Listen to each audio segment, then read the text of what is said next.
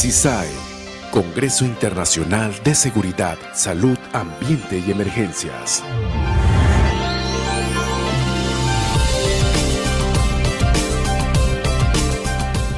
Un encuentro de gente buena y profesional, donde se promueven acciones preventivas y temas de gran interés referentes a gestión de riesgos laborales, seguridad integral, liderazgo, innovación, proactividad, conservación ambiental, atención de emergencias, desastres y mucho más. El CISAE es caracterizado por la calidad de sus expositores, especialistas y líderes en distintas áreas con información vanguardista. En el CISAE se desarrollan y transfieren conocimientos que aportan a la cultura de seguridad, prevención y resiliencia, siempre acorde a estándares y leyes nacionales e internacionales. Bienvenida, gente buena. Bienvenidos al CISAE.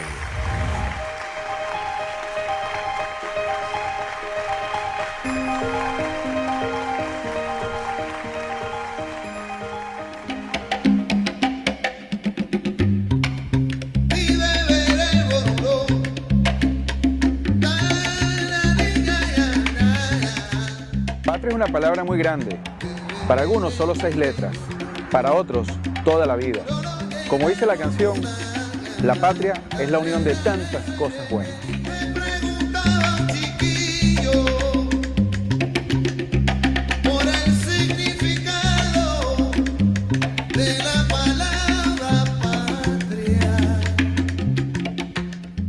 Panamá ha sido nuestra patria. Es un suelo bendito donde nacieron mis hijas, Mariana y Manuela. Es un sitio que nos ha brindado hogar, el hogar que tanto anhelamos, el hogar que tanto queremos. Panamá es nuestra patria.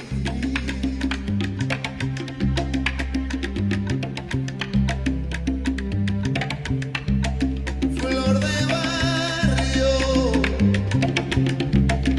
hermanito, patria, son tantas cosas bellas.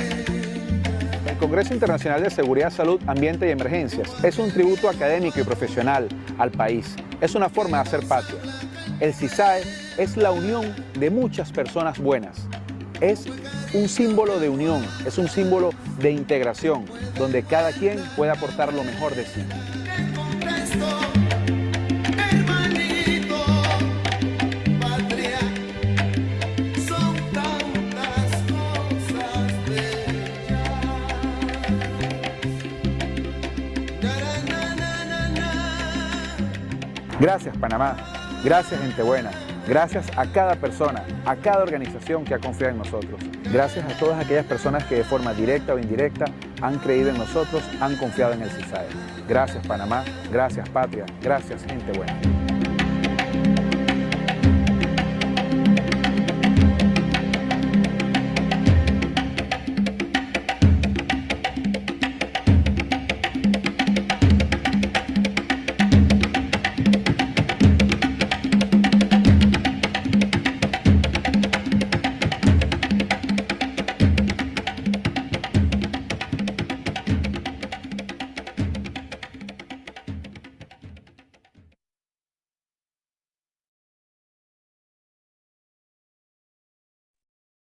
Muy buenas tardes, muy buenas noches y muy buen día para todos, gente buena.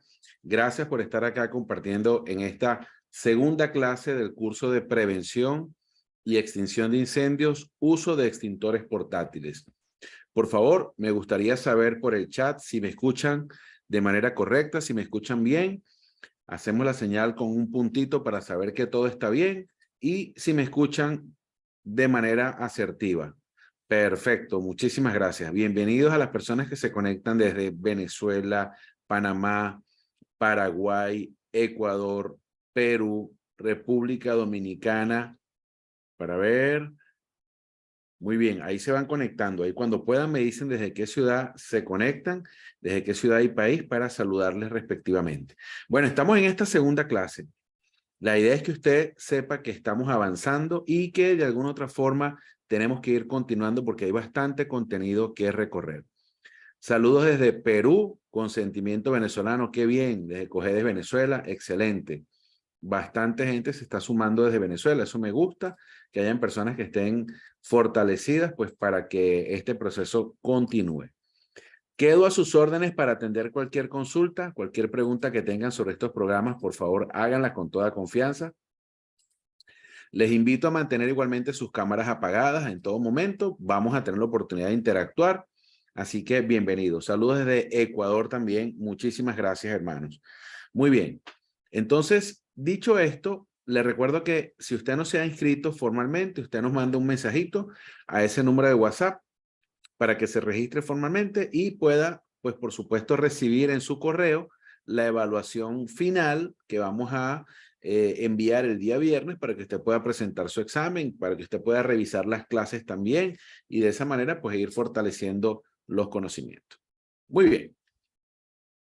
Quiero reiterarles que este es un programa que está respaldado por la empresa FMW TIS en Venezuela, representada en el comandante Franklin Márquez, exdirector del Cuerpo de Bomberos del Distrito Federal. En España, por el profesor Rafael Ruiz Calatrava, quien es el director de la Cátedra de Prevención de Riesgos Laborales y Salud Pública de la Universidad de Córdoba, y por nuestra empresa Proisec desde Panamá y otros países. Así que sean bienvenidos. Algunas personas dirán, oye, esto en mi país es válido o no es válido. Eso no nos preocupa. Ofrecemos simplemente esto, no ofrecemos más allá de lo que no podemos. Y la idea es que sea de valor agregado para cada uno de ustedes. Saludos a los hermanos que se conectan desde México. Muchísimas gracias. Y bueno, continuamos entonces con este proceso. Como bien saben, el día de ayer en la clase número uno estuvimos abordando lo que fue el Código Uniforme de Incendios, lo que fue la NFPA 1, estuvimos hablando de la NFPA 10, estuvimos hablando de la NFPA 101, estuvimos hablando de las bases y los criterios que pudieran gerenciarse a la hora de fortalecer la prevención de incendios en nuestros países. Hoy, por supuesto, nos toca continuar con esa materia, pero vamos a ir entrando ya en conocimientos más técnicos. Y vamos a comenzar a hacer prevención en una parte muy importante hoy, que es el hogar. Entonces, vamos a ir avanzando, ¿verdad? Vamos a ir avanzando en este esquema de formación y vamos a brindarle cada vez herramientas para que podamos ayudar a la mayor cantidad de personas a prevenir por medio del aprendizaje esas situaciones adversas. Un famoso señor de nombre Confucio mencionó que habían 3 caminos que nos llevan a la sabiduría. El primero es la imitación. La imitación es el camino más sencillo. ¿Ok? Usted ve que alguien está haciendo las cosas así, bueno, yo lo hago de esa misma manera. Luego tenemos la reflexión, que es el camino, digamos, más noble, donde hay un aprendizaje, algo que es lo que estamos haciendo nosotros acá en este momento. Y finalmente tenemos la experiencia, que es el más amargo. Entonces, nadie quiere, por supuesto, pasar por un incendio para aprender del incendio. Y eso es prácticamente la esencia de esto. Desafortunadamente, muchas veces la gente toma acciones preventivas de manera reactiva. Es decir, una vez que pasa algo, vamos a ver qué aprendemos de ese incendio y reaccionamos. Pero resulta que no hay un proceso estructurado, no hay una visión concreta de la prevención, sino que es, bueno, estamos haciendo algo posterior al incendio. Entonces, bueno, nosotros pasearnos por estos escenarios porque nos lleva a reflexionar y a ver que alguna de las cosas que vamos a mostrar aquí pudiera sernos útiles en nuestro campo de trabajo. Uno de ellos es tener presente que la energía es un elemento importante y fluirá como sea. Es decir, nosotros tenemos en nuestros hogares todos una cantidad de servicios que dependen, una cantidad de dispositivos que dependen de electricidad. Y gran parte de los incendios que escuchamos, decimos, eso fue un cortocircuito. Fue de origen eléctrico. Eso fue porque explotó la batería del celular. Eso fue porque se dio una chispa en el tablero. Eso fue porque casi todas las cosas que nosotros conocemos se focalizan o al tema de la energía eléctrica o al tema del gas. ¿Ok? En algunos casos y según las épocas decembrinas tenemos muchos incendios asociados a fuegos artificiales, a velas o similares, pero estamos orientados en esas causas, ¿no? Entonces, nosotros debemos entender que todo el sistema de generación eléctrica termina en nuestra casa con unos voltajes que es como una intensidad, la forma en la que nosotros decimos, bueno, ¿cómo está la temperatura? Bueno, tenemos tantos grados. ¿Qué edad tienes? Bueno, tengo tantos años. ¿Cuánto pesa? Bueno, peso tantas libras o tantos kilogramos. ¿Te quieres tomar cuánto? Me quiero tomar 1 litro, medio litro. Todas esas referencias de unidades, al hablar de electricidad, la reflejamos en una intensidad de corriente que se traduce en voltaje. Casi todos los aparatos que tenemos en casa funcionan con energía que llamamos 110 a 120 y 210 a 220 volts.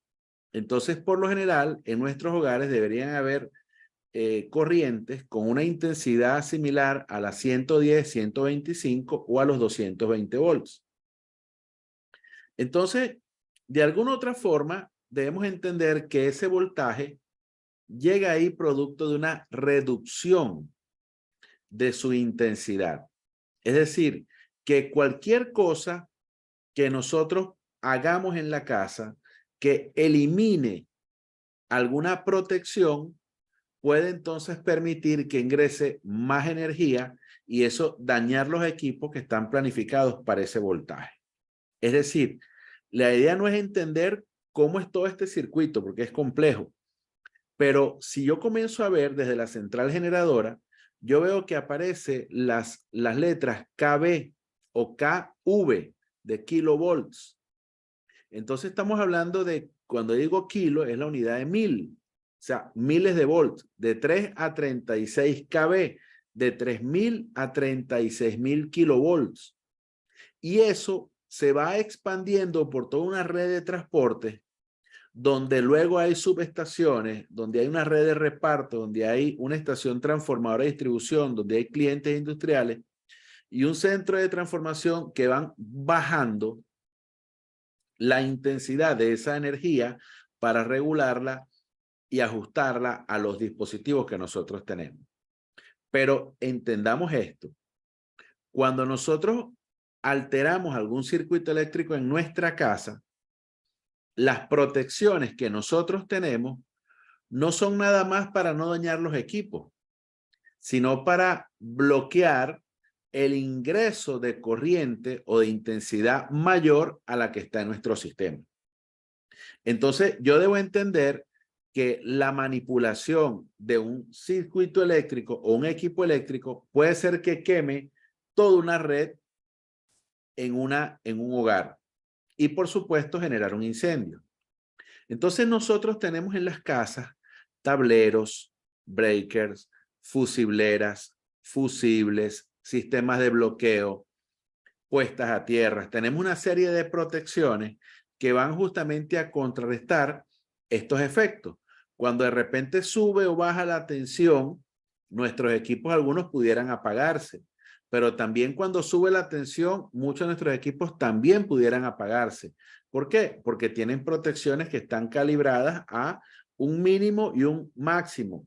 Es decir, mínimo el valor más bajo y máximo el valor más alto. Por ejemplo, hay equipos que si no llegan los 110 volts, el equipo se apaga.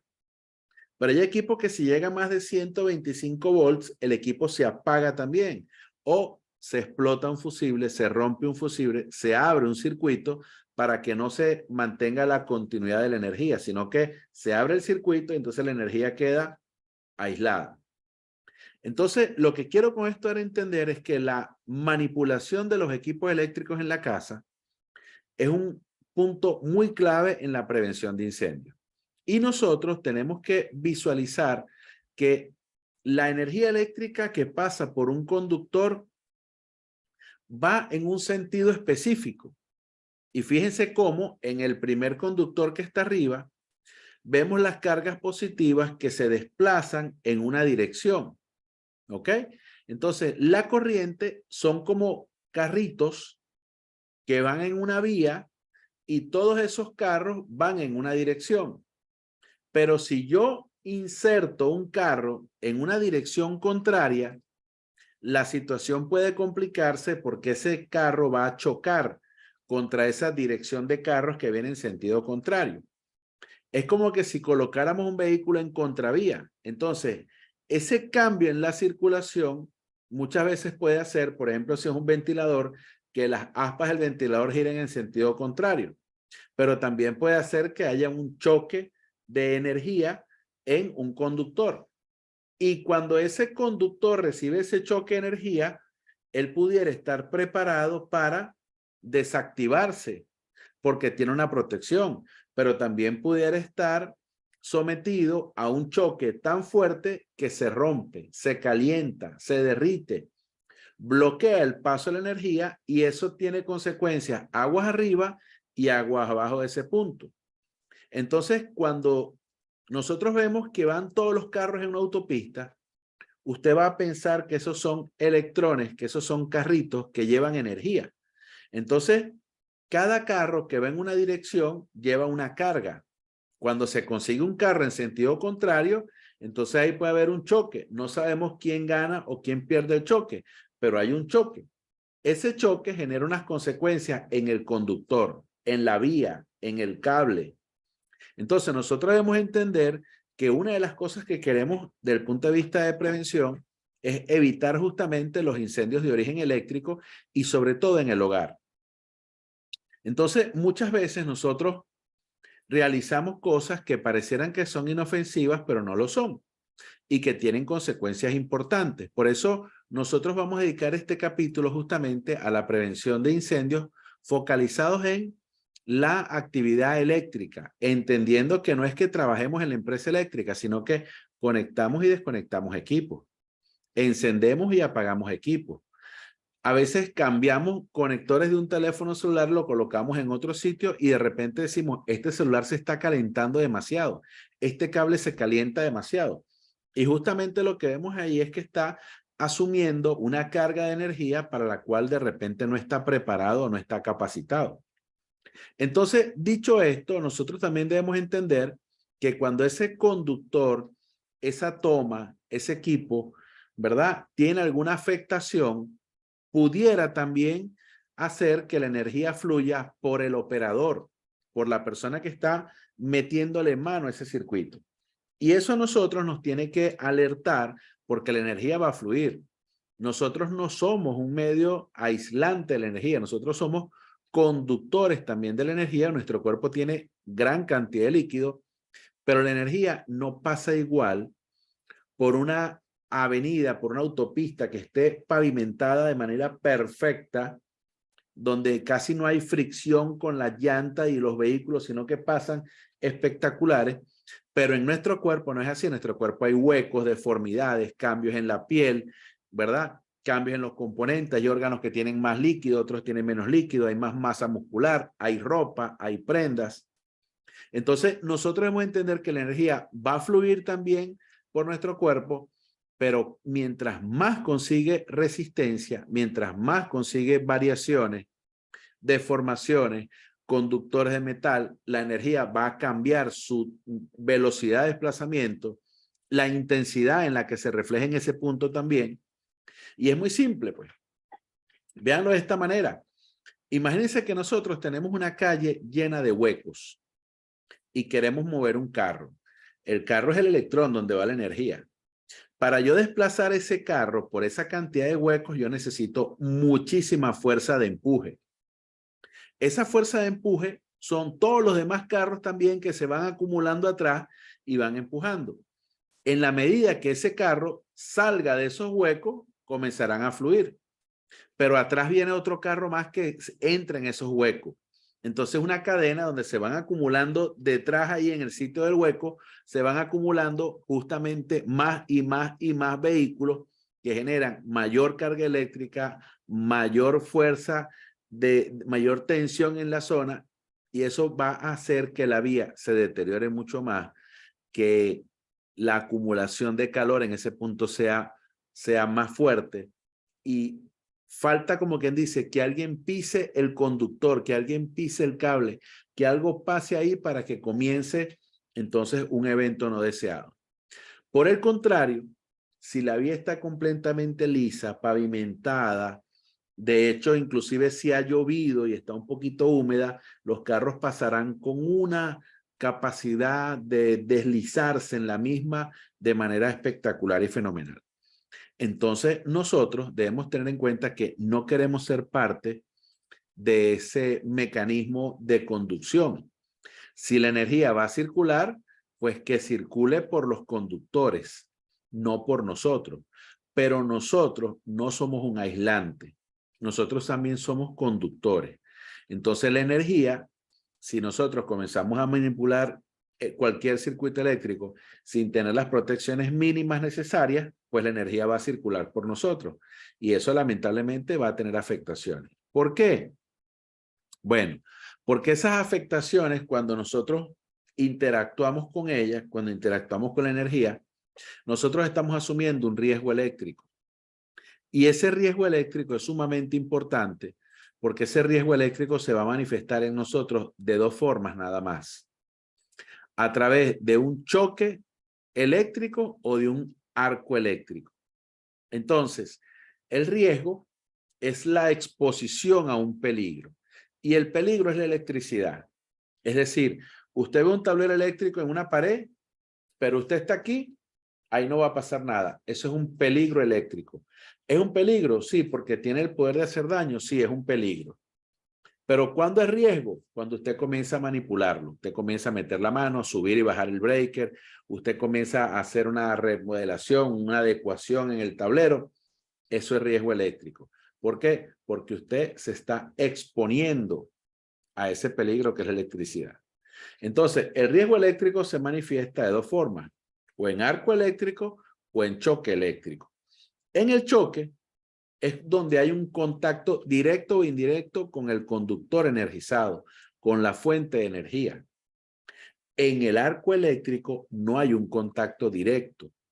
El arco pasa porque el aire que está entre el conductor y el receptor de la energía, el aire se ioniza, se carga de energía y la energía llega a este receptor por medio del aire.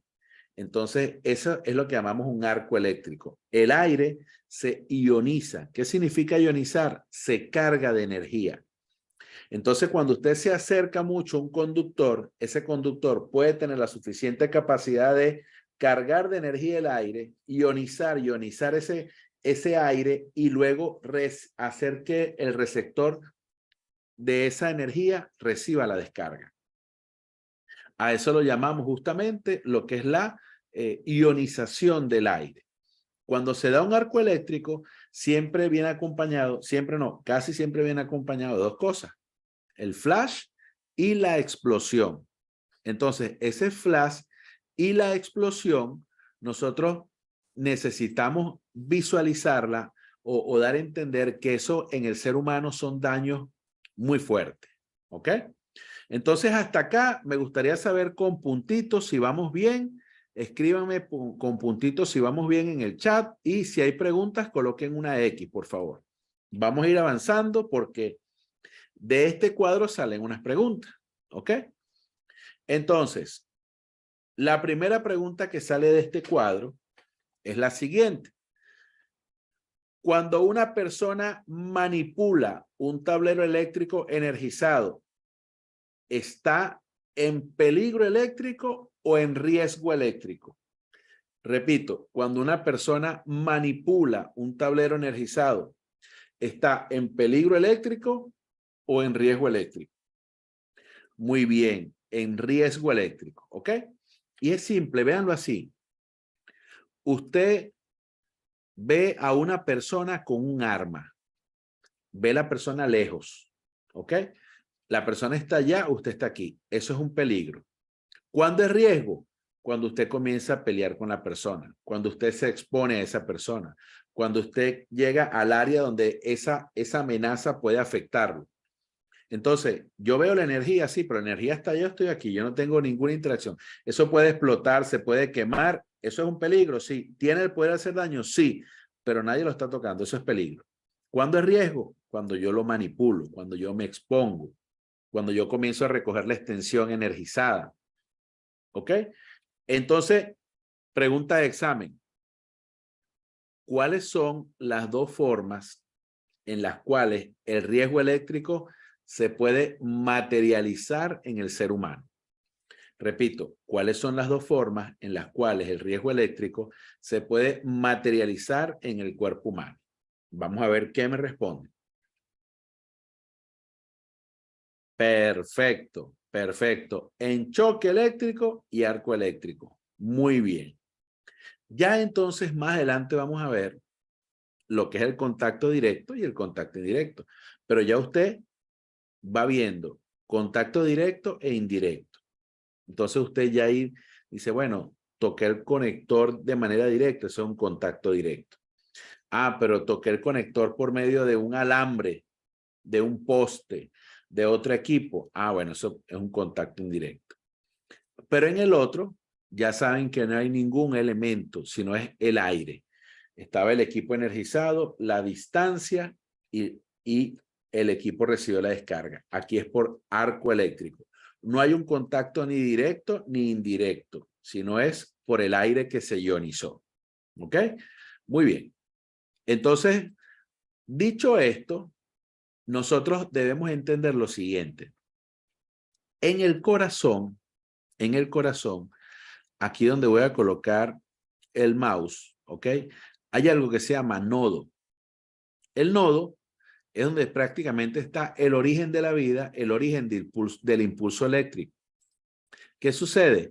Cuando en el nodo, que es este grupo de células aquí especializadas en el corazón, el nodo manda un impulso eléctrico.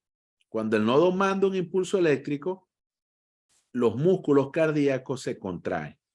Cuando nosotros escuchamos el corazón y escuchamos este sonido, tuk, tuk, tuk, tuk, tuk, tuk, tuk, tuk, muchas veces creemos que el corazón hace así, tuk, tuk, tuk, tuk, tuk, tuk, pero no es así. Primero se contrae arriba la parte superior del corazón que se llama atrio y luego la parte inferior que se llama ventrículo. Entonces, realmente son dos contracciones. Tuk, tuk, tuk, tuk, tuk, tuk. Entonces lo que escuchamos como tuk, tuk, tuk, tuk, tuk, tuk, tuk, tuk, tuk, tuk, tuk, tuk. ¿Por qué pasa esto? Y es lo importante que entendamos acá y el por qué lo manejamos acá. Si hay alguna dificultad en el audio, me avisan con confianza, porque quizás puede ser una sola persona que tenga problemas en el audio, pero si algunos no escuchan, me avisan con toda confianza, ¿ok? Eso es importante que lo tengamos bien claro y me avisan cualquier cosa. Fíjense, cuando nosotros escuchamos que la parte superior del corazón se contrae, tuk, es porque recibió una descarga eléctrica. Todo músculo al recibir una descarga eléctrica se contrae. Cualquier músculo. ¿Ok? Entonces, cuando él recibe la descarga eléctrica que viene de los nodos, ¡tuc!, él se contrae. Y la sangre que está aquí adentro, dentro de la parte superior del corazón, baja. Luego, como baja la sangre, la parte de arriba, la parte de abajo se expande. Y la parte de arriba que recibe el corrientazo está contraída.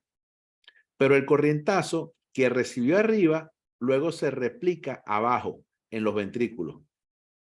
Entonces ahora los ventrículos reciben la descarga, suena el otro tuk y se expande. Y eso yo tengo que entenderlo porque es un ciclo. Tuk, tuk, tuk, tuk. Contracción, contracción, contracción, contracción, contracción, contracción. Y eso pasa porque cada vez los nodos envían un impulso eléctrico. Entonces, esto debe quedar muy claro que cuando cualquier músculo del cuerpo humano recibe una descarga eléctrica, inmediatamente ese músculo se va a contraer. ¿Ok? Igual pasa si yo tengo la mano y hay un conector y está energizado y recibo la descarga, de manera voluntaria, la estructura muscular va a tender a contraerse y eso va a generar que el conductor quede más atrapado. Por esa razón, los bomberos, cuando vamos a inspeccionar un sitio, siempre colocamos no la palma de la mano hacia la pared, sino el dorso de la palma de la mano. ¿Por qué? Porque en caso de recibir una descarga, la idea es contraer la mano y eso permite alejarse del conductor. ¿Ok? Entonces, nosotros, ya sabe, nunca debemos colocar la mano de esta manera, siempre de esta manera, pero lo ideal es que ese equipo no esté energizado. ¿Ok? Muy bien. Ahora es importante que nosotros visualicemos lo siguiente. Cada vez que el corazón se contrae y escuchamos tuc, tuc, ya saben que ese proceso tuc, tuc, tuc, tuc, tuc, tuc, tuc, tuc, se da producto de la actividad eléctrica del corazón. Y eso lo vimos muy bien en el curso de primeros auxilios que se dio la semana pasada. Pero debemos entender que ese impulso eléctrico es muy pequeñito y cualquier descarga que recibe el cuerpo humano va a generar una afectación a ese ritmo cardíaco. ¿Qué significa? Que cualquier descarga que recibe el cuerpo humano, por pequeña que fuese, puede afectar la actividad cardíaca. ¿Por qué? Porque en la medida que ese impulso circula, va generando una contracción, pero si ese impulso se cambia, puede generar lo que se llaman las fibrilaciones. Entonces el corazón no se contrae por completo, sino queda fibrilando como si fuese un titilado, hay una fibrilación y no se termina de contraer por completo y la sangre no termina de llegar por completo donde tiene que llegar. Y una de las partes donde tiene que llegar la sangre es al cerebro. ¿Ok? Entonces nosotros debemos tener en cuenta que cualquier descarga que recibe el cuerpo humano, por pequeña que sea, puede generar un cambio en el ritmo cardíaco. Y eso puede generar consecuencias hasta la muerte. ¿Ok? Ahora bien, para que tengamos una idea, en la casa, fíjense, en la casa estamos hablando que recibíamos 125 a 120 volts en la casa. Eso es lo que tiene usted en su hogar. Con eso carga el teléfono celular, con eso prende el televisor, con eso tiene la nevera. Algunas lavadoras funcionan con equipos de 220, ¿ok? Secadoras. Pero ese es para que tengamos una idea de lo que llega a la casa. Bueno, el ritmo cardíaco se altera fácilmente con 0.007 volts. O sea, no es 0,1 ni 0,10. Estamos hablando de 0,007 volts. Es decir, que una descarguita, por pequeña que sea, de las 110 que llegan a la casa o 120 que llegan a la casa, una descarguita, por pequeña que sea, puede cambiar la actividad cardíaca. Y entonces, esas descargas, por pequeñas que sean, tienen que ser evitadas. Muchos electricistas perciben la energía eléctrica mojándose los dedos con saliva y tocan el conductor y era 110. Y creen que esa energía queda en los dedos y queda acumulada. Esa energía se va recibiendo en el corazón y va generando un efecto, hasta que después la energía más mínima que creemos llega en el momento imprevisto donde estaba viendo un ritmo cardíaco y esa pequeña descarga alteró el nodo, desconfiguró el nodo y la persona tuvo una arritmia o la persona tuvo un infarto. Entonces nosotros debemos entender que no estamos para recibir descargas eléctricas. Estamos hablando de que queremos hacer prevención de incendios. Pero producto de esas descargas eléctricas pueden darse incendios de origen eléctrico. Entonces, esos incendios de origen eléctrico pueden terminar siendo ráfagas de arco que proyectan partículas tipo virutas incendiadas del mismo cable, del mismo conductor. ¿Qué pasa? El cable tiene su parte interna, como el conductor tiene su parte interna conformada por diferentes materiales. La parte externa es una carcasa aislante, ¿ok?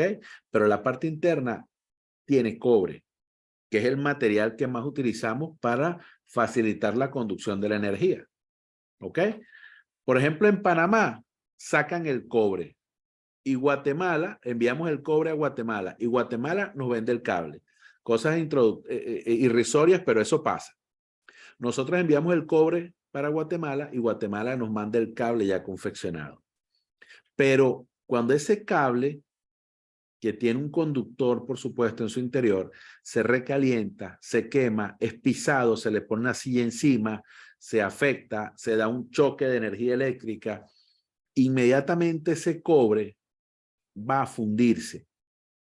Y ese cobre llega hasta 3.500 grados centígrados. Para que tengan una idea, nada más con 1.000 grados centígrados hay un cortocircuito. Ese cobre comienza a mandar partículas como que si fuesen disparos, ¿ok? Y se proyectan a una luz impresionante, ¿ok? Próxima a los 1.200 kilómetros por hora. Es decir, eso es demasiado rápido. Y eso genera una afectación también al oído. ¿Por qué? Porque esos cortos, esas explosiones en esos arcos, en esas ráfagas de arco, manejan 165 decibeles. Es decir, las alarmas contra incendio comienzan en 85 decibeles y unas en 110 decibeles. Comienzan y son sonidos que aturden. Imagínense que nosotros, al llegar a 85 decibeles, debemos utilizar protección auditiva. Y nada más una explosión, una ráfaga de arco de esta maneja 165 decibeles. Entonces, ¿qué pasa? Con una manipulación errada de origen eléctrico, yo puedo tener afectaciones importantes y puedo, por supuesto, de alguna otra forma,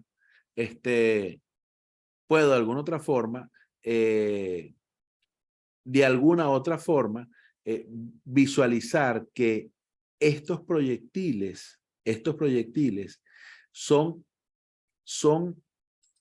lamentablemente causantes de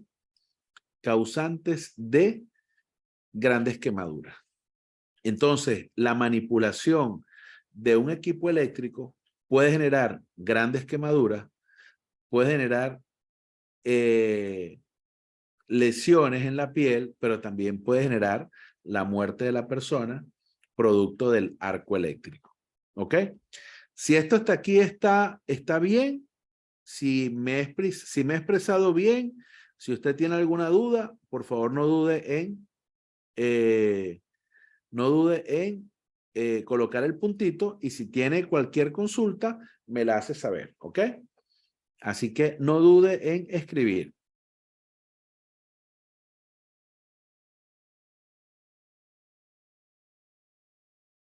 Ok, por acá me dicen que vamos bien. Perfecto. Si hay una pregunta, una duda, hágala con toda confianza. ¿Ok? Muy bien.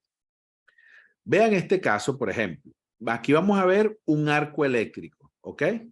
Revisemos este caso. Esta es una operación eléctrica, pero vamos a ver cómo el arco se proyecta. ¿Ok?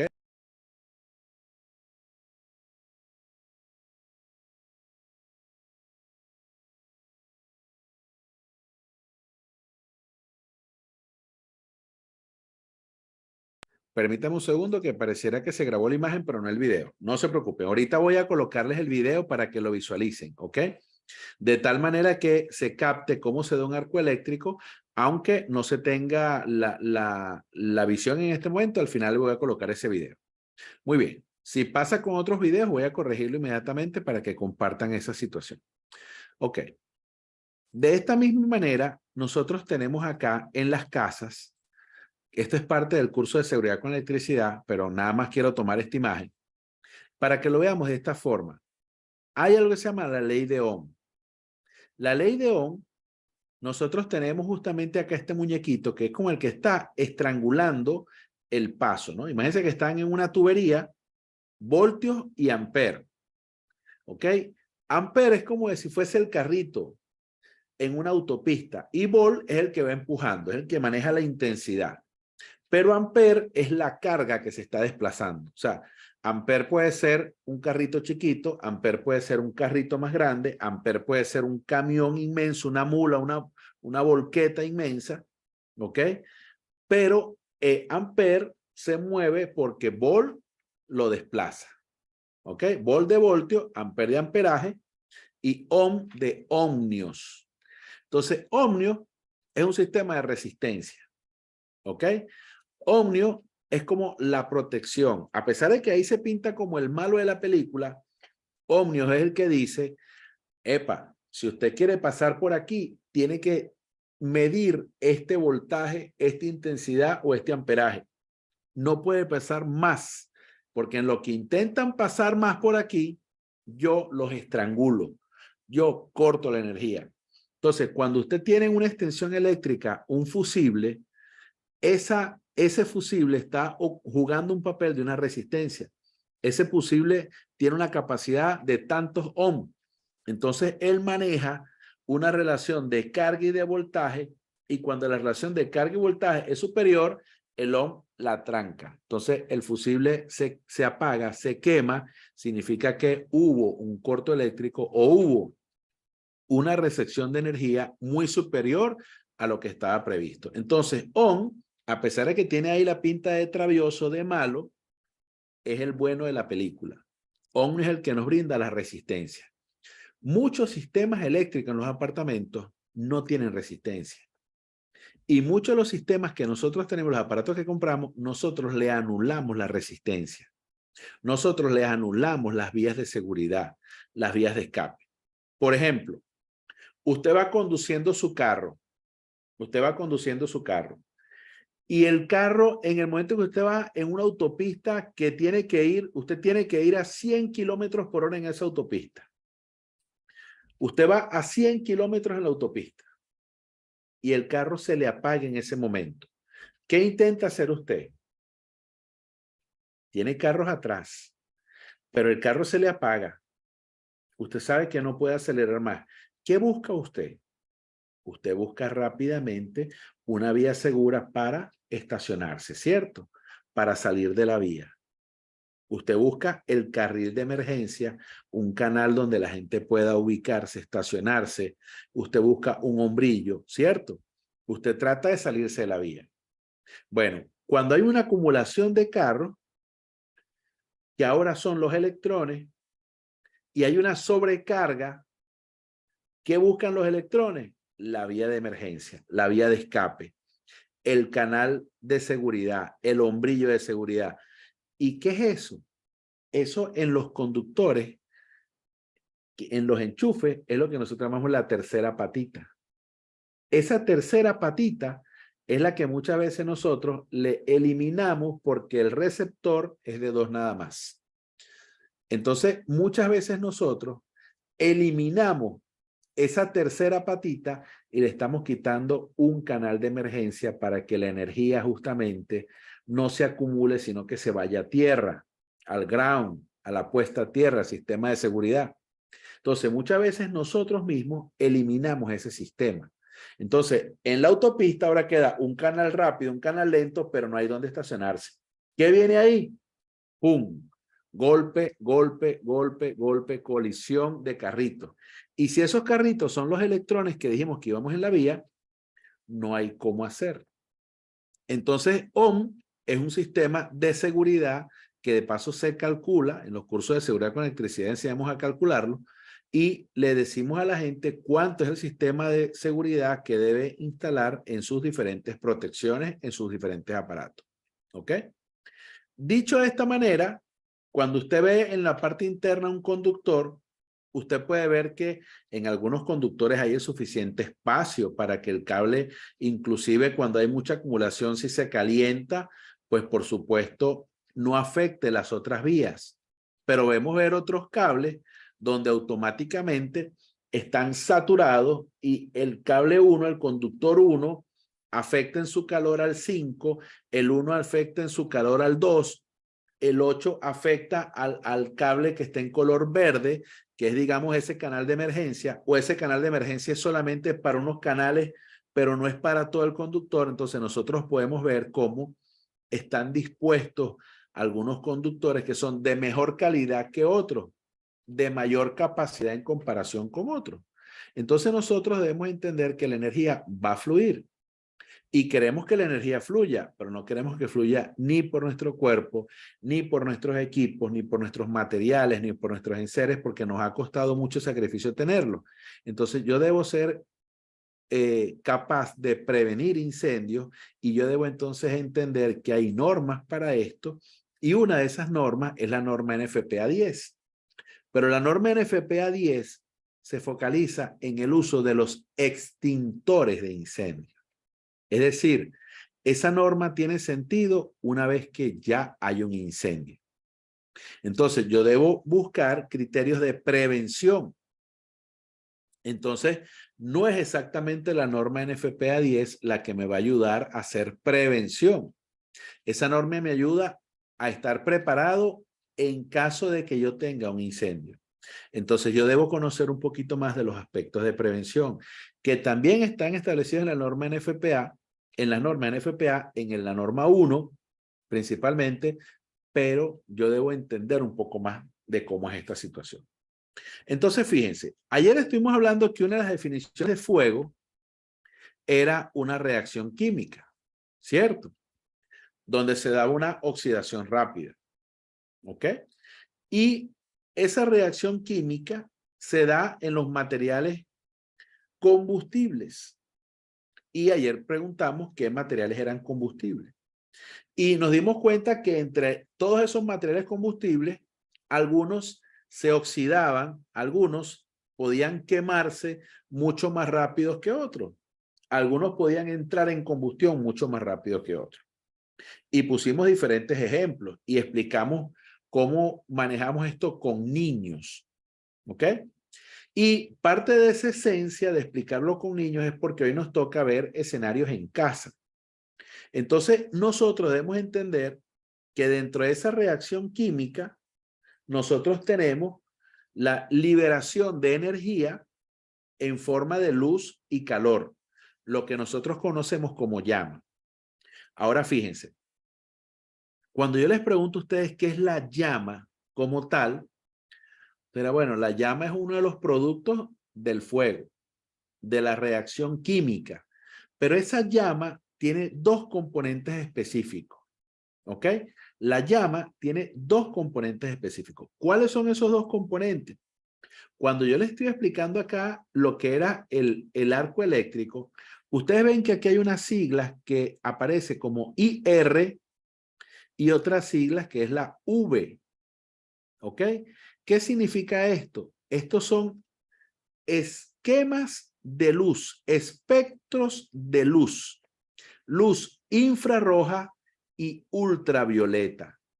Dentro de todos los espectros de la visualización de luces, hay luces que nosotros decimos, no, me voy a colocar unos lentes que tienen la capacidad de filtrar la luz ultravioleta. Son lentes UV. En el fuego se combina la luz ultravioleta y la luz infrarroja. Entonces, fíjense, cuando se da un corto eléctrico, una de las cosas que se desprende es lo que llamamos la llama. Esa llama es parte de ese flash. Y esa llama, si pueden ver al final, dice 50 calorías por centímetro cuadrado. Dice, ¿cómo es eso? De una caloría por centímetro cuadrado. ¿Cómo se entiende esto? Bueno, imagínense que usted en 1 centímetro cuadrado, ¿ok? O sea, 1 centímetro de largo por 1 centímetro de ancho. En ese espacio, imagínense una baldosa, una cerámica de 1 centímetro por 1 centímetro, algo micro, algo muy pequeño, ¿ok? 1 centímetro por 1 centímetro. Imagínense que ustedes en un espacio de 1 centímetro por 1 centímetro colocan 50 cigarrillos encendidos durante 1 segundo. Te agarra 50 cigarrillos encendidos y esa calor que se genera lo coloca en 1 centímetro cuadrado. eso significa 50 calorías por centímetro cuadrado. La caloría es la energía que se asemeja a un cigarrillo encendido colocada en 1 centímetro durante 1 segundo. Pero la caloría tiene su definición. La caloría es la cantidad de calor que usted necesita para que 1 gramo de agua suba 1 grado centígrado. Repito, una caloría tiene como definición la energía necesaria para que 1 gramo de agua, 1 gramito de usted tiene 1 gramo de agua, coloca 1 gramo de agua en un vaso, ¿ok? Coloca 1 gramo de agua. Ese gramo de agua que usted pesó, 1 gramo, subió, estaba en 23 grados centígrados y subió a 24 grados centígrados. Esa energía necesaria para que el agua, 1 gramo de agua, suba 1 grado de temperatura es una caloría. Pero gráficamente es como un cigarrillo encendido en 1 centímetro de piel durante 1 segundo. Entonces, esta energía que se recibe y que la percibe el cuerpo humano, nosotros tenemos que canalizarla y entender que dentro de esa llama que se libera, se genera una cantidad de calor y esa luz que viene conformada como luz ultravioleta e infrarrojo. ¿Por qué hago definición a esto y por qué me interesa? Es porque hay detectores de fuego focalizados en la identificación de la luz V y R. Entonces, hay detectores que cuando ven el fuego en su campo de operación, ellos mandan una señal, pero es porque están programados para detectar la luz ultravioleta e infrarrojo. Así como hay detectores de calor, también hay detectores de humo. Entonces, nosotros tenemos que entender cómo es el fuego para saber también cómo lo vamos a detectar. Entonces, yo puedo detectar fuga de productos combustibles. Yo puedo detectar atmósferas con mucha cantidad de oxígeno. Yo puedo detectar luz V y R. Puedo detectar calor y puedo detectar humo. Entonces, así como el fuego se da en todas sus combinaciones químicas, yo tengo detectores, bueno, no que yo los tengo, hay tecnologías que se han desarrollado para anticiparse inclusive a las situaciones de fuego. Por ejemplo, cuando va subiendo la temperatura en un circuito, hay sensores que te alertan y te dicen, se está recalentando su carro. Así como hay sensores que nos indican que se está recalentando algo, hay sensores que nos permiten detectar cuando hay gases combustibles en la atmósfera, mucho oxígeno en la atmósfera. Entonces, nosotros debemos entender que conviene conocer cómo es el fuego para saber justamente cómo podemos detectarlo y cómo podemos extinguirlo. ¿Ok? Muy bien. Si hasta aquí vamos bien, coloquen un puntito en el chat, por favor. Un puntito en el chat. ¿Ok? Si hay preguntas, colocan una X y repasamos. No hay ningún inconveniente. Vamos a esperar a ver qué me dice. Saludos a las personas que se conectan nuevamente. Saludos a las personas. De verdad que me alegra mucho que haya en pleno carnaval tanta gente conectada. Eso me agrada bastante. ¿Ok? Saludos desde Lima, Perú. Excelente. Qué bien. Saludos desde Ecuador. Saludos desde Panamá. Saludos desde México. Qué bien, qué bien. Saludos desde Venezuela. Qué bien, excelente. Me alegra que haya tanta gente conectada. Eso me gusta. Saludos desde Guatemala. Qué bien, gracias. Muy bien, muy bien. Bolivia también, excelente. Muchísimas gracias. Nicaragua, qué bien. Venezuela, qué bien, excelente. Panamá, qué bien, qué bien. Me alegra de verdad que estén. Colombia, Perú, me dicen por acá. Perú, Punta Alta, Argentina, qué bien. Medellín, Colombia, excelente. Muchísimas gracias. Maracay, Venezuela. Oye, qué bien, qué bien. Bueno, entonces vamos a continuar. Muchísimas gracias a todos por su salud. Ahora fíjense. Ok, dice... Ah, oye, este saludo me gusta, lo que dice. Saludos para mi jefa Líos que me inscribió en el curso. Qué bien, muchísimas gracias, Jennifer. Excelente. Eso es bueno, dale las gracias a su jefa, claro que sí. Ok, fíjense que aprovecho y les digo que todas estas sesiones que estamos viendo las estamos subiendo a YouTube también, porque si alguien quiere repasar o ver esto de nuevo, o quiere inscribir a otra persona, compartir a otra persona, todas las clases van a quedar en el YouTube y eso nos va a ayudar a apoyar a otras personas también. ¿Okay? Mucha gente se va a enterar de este curso después que haya terminado, o sea, que ya no sea una sesión en vivo, sino que la vamos a subir como si fuese en vivo, pero al final quedan grabadas. Entonces, la idea es que sepan que podemos ayudar a más personas. Saludos también desde República Dominicana. Qué bien, muchísimas gracias, hermano. Excelente. Muy bien. Entonces, fíjense que el fuego se manifiesta de dos maneras básicas. ¿Ok? Y aquí les voy a comentar algo. He estado viendo muchas presentaciones de fuego que suben a los grupos de WhatsApp y he hecho uso de algunas, pero no dicen de quiénes son, para darles el crédito. Entonces, si alguien dice, esa presentación es mía, bueno, muchísimas gracias, ¿verdad que no? En la presentación no dice quién la hizo, ni aparece nombre de empresa, ni nada. Entonces, he agarrado una laminita de uno, otra laminita de otra, y así voy, pues, poco a poco, ¿ok? Eso es bueno que si alguien dice, no, esa presentación es mía, pues me diga de quién es y yo con todo gusto le doy crédito, no hay ningún problema. Entonces fíjense, hay una combustión incandescente y una combustión con llamas. A mí me llamó mucho la atención esta forma de definirlo, ¿ok? De definirlo, porque más adelante vamos a ver que a pesar de que hay presentaciones que nos tratan de ayudar para decir, bueno, cómo es el fuego, se nos hace muy difícil diferenciar cuál es una combustión con llama y cuál es una combustión incandescente. Entonces yo saco estas presentaciones, algunas para tratar de ver qué visión tienen con respecto a esta. De hecho, tengo una presentación, unas láminas en portugués de la presentación que tomé de una escuela de fuego en Brasil. Y nosotros debemos entender que hay dos escenarios. Pero esos escenarios son escenarios netamente creados para explicar cuáles son los integrantes del fuego. Esos escenarios en la realidad no existen. ¿Ok? Cuando usted ve fuego, usted ve fuego.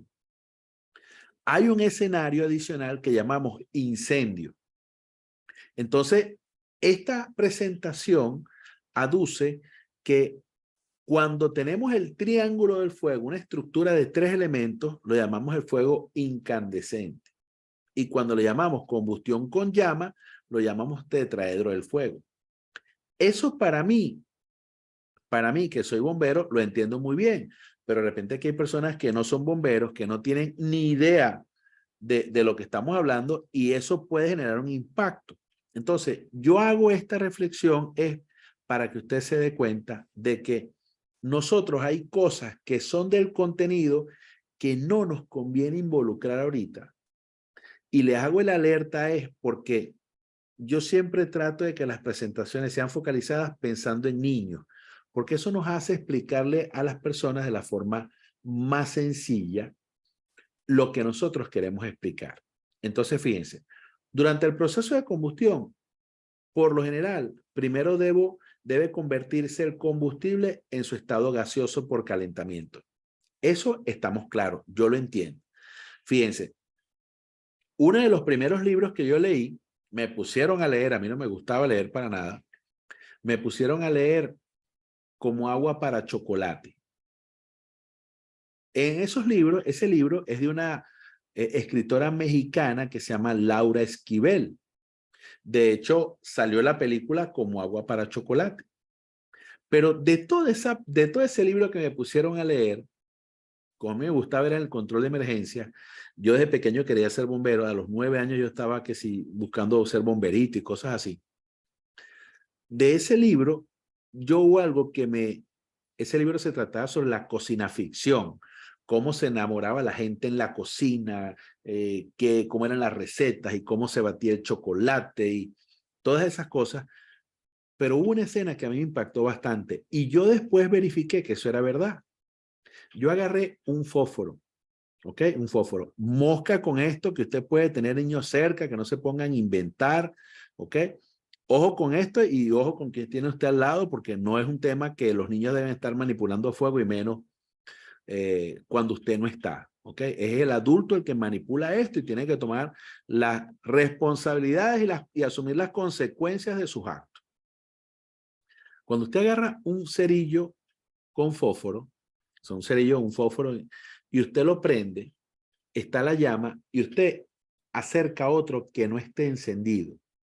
Cuando usted comienza a acercarlos, el que está apagado y el que está encendido, usted comienza a ver que el que está apagado comienza como a sudar. Eso nos pasa a nosotros cuando estamos al lado de una secadora, cuando estamos en el sol. Eso vemos que el asfalto, cuando está mucho sol, vemos inclusive que está saliendo el vapor del asfalto en plena carretera. Entonces, ese proceso en el que usted ve que el cerillo que está apagado comienza a sudar, es este proceso en el cual el sólido está pasando a líquido y luego de líquido pasa a gas, se convierte en vapor. Ese proceso se llama pirólisis. Pirólisis. Es el proceso de descomposición de la materia por efectos de calor. Piro es combustión, es fuego. Entonces, la pirólisis es un proceso en el cual el fuego comienza a destruir el material. ¿Ok? Y ese proceso llamado pirólisis es un proceso que para nada le interesa a los niños. Para nada. Pero que nosotros debemos entender que cualquier material que nosotros le inyectemos calor, si es sólido, va a pasar primero a ser líquido y luego va a pasar una fase gaseosa. Pero hay materiales que del ser sólido pasan directamente a la fase gaseosa y se transforman en vapor. Hay materiales que rápidamente arden. Por acá me colocaron, la carpeta asfáltica sale a los 110 grados centígrados. Perfecto. Entonces, ¿qué pasa? Hay materiales que apenas se inyecta calor, el material comienza a reaccionar por efectos de calor. Entonces, yo debo entender que hay materiales que están esperando cualquier calorcito para combustionar. Pero hay materiales en los que usted tiene que calentarlos y calentarlos y calentarlos. Y ayer uno de los compañeros de Nicaragua que puso el ejemplo, cuando hablamos de los niños, de cómo un marshmallow, usted coloca un marshmallow o algodón cerca del fuego y rápidamente se va dorando. Pero cuando es carne, ya tarda mucho más, usted tiene que cocinarla, darle vuelta y todo lo demás. Entonces hay materiales que tienen una afinidad con el calor y se degradan con el calor muy fácilmente. Y otros materiales que tienen que ser muy calentados. Entonces debemos entender que de este proceso, durante ese proceso de combustión, primero el material debe convertirse en un estado gaseoso por calentamiento y luego estos vapores se mezclan con un oxidante en el aire libre y es donde se da el proceso de combustión. ¿Ok? Entonces, la pirólisis es la descomposición de la materia por efectos del calor. Entonces, cuando yo le comienzo a meter calor a un material y el material comienza a tener afectaciones y comienza a reaccionar, estamos en un proceso, una pirólisis. Para poner un ejemplo simple de la pirólisis, una hoja, te agarra una hoja en blanco y agarra un lighter, un encendedor, ¿ok? Usted agarra fuego y comienza a acercar el encendedor, el fuego, la llama a la hoja. La hoja comienza a tomar un tono cobrizo, un tono medio amarillento. Ya ese es un efecto de la pirólisis. Ya ahí hubo descomposición de la materia por efecto de calor. Entonces, nosotros debemos tener presente que hay materiales que son amigos del fuego, reaccionan del fuego de una manera y otros que reaccionan del fuego de otra manera. Pero esos materiales, cuando se incendian, yo no sé diferenciar entre qué es una combustión incandescente y una combustión con llama. Eso yo lo sé en la teoría y sé a qué se refiere, pero no sé cómo visualizarlo, ¿eh? Entonces, vamos a entender que algunas cosas las estamos viendo, son necesarias, pero las vamos a entender luego. ¿Ok? ¿Por qué? Porque aquí lo que me interesa es que ustedes relacionen la figura de un triángulo y de un tetraedro. Triángulo, figura de 3 lados, tetraedro, figura de 4 lados. Tri, 3, tetra, 4. Tetra Pak, un empaque de 4 lados. Usted toma un litro de leche, estos envases cuadrados, ese es un tetra. Ah, la marca se llama Tetra Pak, bueno, es un empaque de 4 lados. ¿Ok? Entonces, tri, 3, tetra, 4. Ahora bien, nosotros debemos también tener en cuenta lo siguiente. Este fuego, esa reacción, ¿verdad? Con liberación de luz y calor, necesita, por supuesto, y lo hemos dicho, la energía de activación. ¿Ok? Esa energía de activación, contradictoriamente, lo dijimos ayer, es la misma energía que libera. Es decir, yo necesito el calor para que esté presente y uno de los productos de ese proceso es el calor. ¿Ok? Entonces eso nos lleva a nosotros a entender que hay cosas que más adelante las vamos a explicar. A pesar de que por aquí ya colocaron en el chat qué significa y eso, esto nosotros tenemos que llevarlo a una forma más gráfica, ¿no?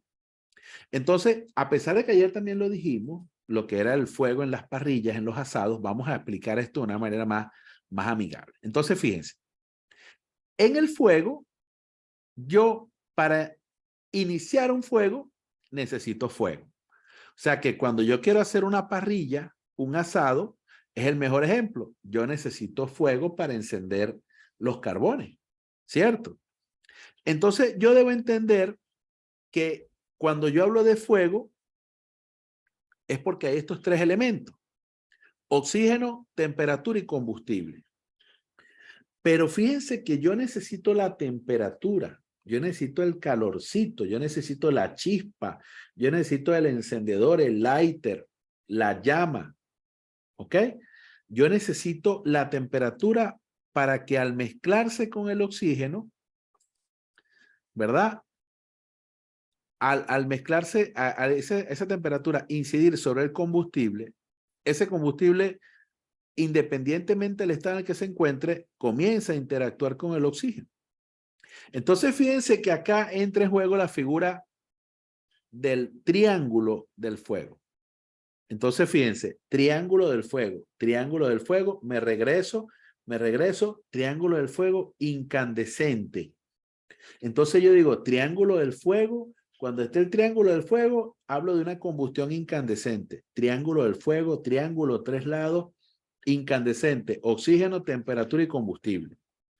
Entonces, gráficamente, cuando yo digo que tengo un calor, que tengo un fuego, que tengo una situación de un triángulo, yo lo relaciono con incandescente, pero eso aún todavía me es complejo. Entonces digo, bueno, ¿dónde estará la diferencia? ¿Qué pasará aquí? ¿Dónde está la diferencia? Porque aquí tengo un fuego y al final fuego es fuego, o sea, va a quemar con llama o sin llama, va a quemar. Entonces, ¿dónde está la diferencia? ¿Qué es lo que pasa aquí? ¿Qué sucede? Nosotros tenemos, y más adelante vamos a ver lo que son los extintores. Esos extintores son buenos mientras estamos en proceso de un fuego que llamamos en fase incipiente o inicial. Porque después viene el tema de los incendios. ¿Qué pasa con los incendios? Que ya ese fuego escapa del control. Entonces, ese fuego, que inicialmente era la vinculación de 3 elementos, combustible, oxígeno y calor, se le agrega un 4º elemento que parece una pirámide y es la reacción química en cadena. Pero vamos a entender un poquito más esto porque aún así dice, bueno, fuego es un triángulo. Pero ahora, si yo quiero hablar de un incendio, yo digo que es un fuego fuera de control. Entonces, cuando yo veo estas escenas, yo digo, oye, en la de abajo, a la izquierda hay fuego y es un incendio también. ¿Por qué? Porque no está controlado. Necesito equipos y técnicas para su extinción. En la de arriba, también eso no se apaga con un extintor. Ahí necesito gente, necesito equipo. Y en la de la derecha, ya no veo llama, pero fíjense que están equipos, hay bomberos, hay mangueras, hay agua. O sea que en un incendio, el fuego está fuera de control. Pero me quiero regresar. Entonces, aquí, en esta gráfica, está el combustible en el cuadro amarillo, está el oxígeno en el azul y está el calor en el rojo. Entonces, ¿dónde está la reacción química en cadena? ¿Qué es lo que pasa con la reacción química en cadena? ¿Dónde está? Entonces, ustedes recuerdan que ayer yo les estaba explicando que había un ejercicio que yo hacía cuando yo le explicaba a los niños cómo era esto, lo del fuego. Yo agarro a los niños y les explico cómo es el tema del fuego, pero los pongo por pareja, ¿ok? Yo les decía que yo ponía a los niños por pareja y yo les explicaba cómo comenzábamos a interactuar con un amigo. Si usted se sentía bien con el amigo, usted le daba un abrazo al amigo o a la amiga y ahí había una interacción, había una afinidad, ¿cierto? Pero yo le explicaba a los niños que ahora no se colocaran por pareja, les pedía a los niños no se colocaran por pareja, sino en tres, en tríos. Incorporaban otro niño. Y ahora entonces se abrazaran, ¿ok? Se abrazaban. Y ahí entonces se sentía más calor, ahí había fuego. Pero entonces yo decía, ¿cómo les explico que ahora el fuego tiene otro elemento que llamamos reacción química en cadena? Yo decía, ¿cómo le explicaba esto a los niños? Entonces yo le pedía a un cuarto niño que estuviese por fuera manteniendo a esos tres juntos. Era como un cuarto niño que estaba como, no se despeguen, quédense ahí juntos, quédense ahí juntos. Ese cuarto niño estaba manteniendo a todos juntos y ese cuarto niño era la reacción química en cadena. Entonces, ese niño no se veía dentro del fuego, pero él estaba ahí. ¿Ok? Ese niño estaba ahí en ese proceso ayudando al fuego. Cuando, por ejemplo, el oxígeno se estaba escapando, el cuarto niño estaba metiendo el oxígeno. Cuando el combustible estaba cansado de estar abrazado, el cuarto niño que estaba ahí, la reacción química en cadena, estaba manteniendo a ese niño ahí. Y cuando entonces el calor se estaba desapareciendo, entonces ese niño está ahí en ese proceso manteniéndolos ahí juntos. Entonces la reacción química en cadena era como garantizar que ese elemento estuviese presente en el tiempo. Si teníamos el oxígeno, que hubiese más oxígeno para que el fuego perdure en el tiempo. Si teníamos combustible, que ese combustible esté en el tiempo para mantenerse ahí vivo y que el calor esté presente para que el fuego se mantenga ahí y que cuando está presente la reacción química en cadena, el cuarto niño, el cuarto elemento, es que nosotros decimos tenemos un incendio. Entonces, de esa manera, yo diferenciaba lo que era el triángulo del fuego, cuando hablaba del fuego, cuando estaba en esa etapa inicial, en esa etapa incipiente, incipiente significa inicial, básica, y cuando ya tenemos un incendio, la situación amerita equipos y técnicos para su extinción. Entonces, de esa manera, yo con los niños le hacía le daba la explicación de lo que era el triángulo del fuego y ponía a los niños justamente agarrados por las manos, pero haciendo un triángulo. Entonces, cuando había el cuarto niño, ¿qué hacía yo? El cuarto niño lo metía dentro del triángulo que hacían los niños y el niño lo que hacía era que mantenía las manos aladas, las manos adentro. Es decir, el niño los mantenía unidos. Y luego yo entonces explicaba el proceso de extinción. ¿Cómo yo explicaba el proceso de extinción? Yo decía, bueno, un fuego no deseado es un incendio. Un fuego que está fuera de control, que va a generar pérdida de daños materiales. Y yo era el extintor o era el bombero. Entonces yo para apagar ese fuego, yo tenía que destruir ese triángulo que ellos habían hecho. Y yo tenía que eliminar la reacción química en cadena. Entonces, ¿qué hacía yo? Esos niños que tenían en forma de triángulo, ¿ok? Vean esta figura acá del tetraedro del fuego. el combustible era un niño, el comburente o el oxígeno era otro niño y el calor era otro niño. Ellos estaban unidos por las manos haciendo la forma de un triángulo, pero aquí adentro estaba otro que era el que estaba haciendo el papel de reacción química en cadena, ¿ok? Que inicialmente estaba afuera, pero luego yo metí ese niño dentro de ese triángulo. Y yo comenzaba a tratar de sacar ese niño. Cuando yo trataba de comenzar a sacar ese niño, que era la reacción química en cadena, yo comenzaba a disminuir los potenciales incendios que ahora pasaban a ser fuego. ¿Ok? Es decir, y acá me preguntan, es decir, que la reacción hace que los tres componentes interactúen entre sí y no desistan de sus funciones. Correcto. Esa es la reacción química en cadena. La reacción química en cadena es quien garantiza que cada uno de los elementos que conforman el incendio estén presentes para que ese incendio o ese fuego fuera de control se mantenga. Entonces, hay extintores que buscan neutralizar la reacción química en cadena. Entonces, imagínense, tres niños agarrados de las manos, ¿ok? Tres niños agarrados de las manos en forma de triángulo. Tres niños agarrados de la mano en forma de triángulo. Y adentro, un cuarto niño. Entonces, mi objetivo primero era sacar ese cuarto niño. ¿Para qué? Para debilitar las uniones que habían entre esos elementos. Y luego, la forma de extinguirlo o de eliminar el fuego era sacar a uno de esos niños. De esa manera, yo explicaba en el salón de clases cómo era el fuego, cómo era el incendio. Y entonces, ¿qué pasa?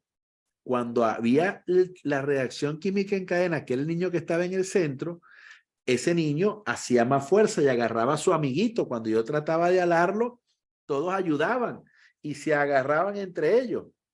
Y yo decía, tengo que acabar con el fuego, tengo que apagar este incendio. ¿Cómo hago? Tengo que llevarme a uno de esos elementos.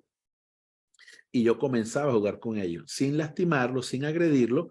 Usted, por supuesto, hacía un poquito de tensión y me voy a llevar el calor. Y agarraba a ese niño y se llevaba el calor. Y luego, me voy a llevar aquí el combustible. Estoy hablando de este combustible. Y la reacción química en cadena, que era el niño que estaba adentro, lo abrazaba y lo agarraba para que no se fuera. No, profe, no, bombero, no. Y así íbamos jugando con los niños, explicando por qué cuando está la reacción química en cadena era más fuerte porque estaba el niñito en el centro agarrando el oxígeno, agarrando el combustible, agarrando el calor. Entonces, de esa manera, yo le explicaba a los niños la diferencia entre un fuego y un incendio. Entonces, pregunta para los niños que me acompañan en esta clase. ¿Cuántos niños hay en un triángulo del fuego? ¿Cuántos niños hay en un triángulo del fuego? Imagínense ese escenario que usted está explicando en clase y usted sabe que hay tres niños. ¿Ok? Y si hablo ahora de un incendio, ¿cuántos niños hay haciendo ese ejercicio en un incendio? Hay 4 niños, correcto. Y ya usted sabe cómo va a colocar esos niños para jugar con la reacción química en cadena. Entonces, cuando se da la reacción química en cadena, es porque hay suficientes garantías para que todos los demás elementos estén presentes. Y eso es un tema interesante. ¿Por qué? Porque yo también sé que yo desestabilizo ese incendio controlando uno de esos elementos. Ahora bien, ¿cuántos de ustedes el día de hoy han hecho extinción de incendios? ¿Cuántos de ustedes el día de hoy han hecho extinción de incendios? ¿O han extinguido un fuego por lo menos? Ajá, por aquí dijo uno, yo. Los que no han dicho nada, asumo que no han cocinado el día de hoy. ¿Ok? A otro dice con extintores y con manguera. Ah, bueno, esa no era esa es una situación que se escapó de las manos. Pero usted cuando cocina, usted cierra la hornilla, usted regula el gas. ¿Qué está haciendo ahí? Usted está cortando el combustible. ¿Ok? Entonces usted sabe que cuando usted cierra el gas, usted está aplicando extinción de incendio. Usted está eliminando los elementos, el combustible. Cuando hay gente que fuma y tiene un cipo, o un zipper, como lo llaman en diferente como se lea, ¿qué hace el zipper? Tiene la llama y cuando usted termina de utilizar la llama, el zipper tiene su tapa y ¡pap! Cierra. ¿Qué hace? Corta el oxígeno. Como cortó el oxígeno, ¿qué hace? Se apaga el fuego. ¿Ok? Y eso es importante. ¿Qué hacen otros? Disminuyen el calor, le echan agua.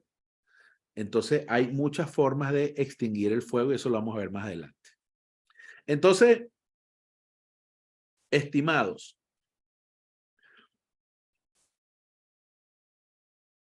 ¿qué tenemos que? Por acá dicen desconectar la cocina eléctrica o bajar el breaker también. Correcto. Ahí estamos disminuyendo el calor, la resistencia, la intensidad. Perfecto, excelente ejemplo también. Entonces, fíjense, si yo tengo la imagen de la derecha, que tengo un fuego con unas leñas, ¿ok? Tengo la imagen a la derecha, un fuego con unas leñas. ¿Cuál sería el combustible? Repito, ¿cuál sería el combustible en la imagen de la derecha? Que es el fuego que está con leñas. ¿Cuál sería el combustible? Entonces la pregunta es, cuando usted tiene duda, usted dice, bueno, ¿qué es lo que se está quemando? Entonces usted sabe que ahí es la madera. Perfecto. La misma leña es la madera. ¿Ok? Muy bien. Entonces, ¿hay calor ahí? ¿Hay calor en ese escenario? Claro, hay calor. ¿Ok? ¿Hay oxígeno? Claro, el oxígeno está en la atmósfera.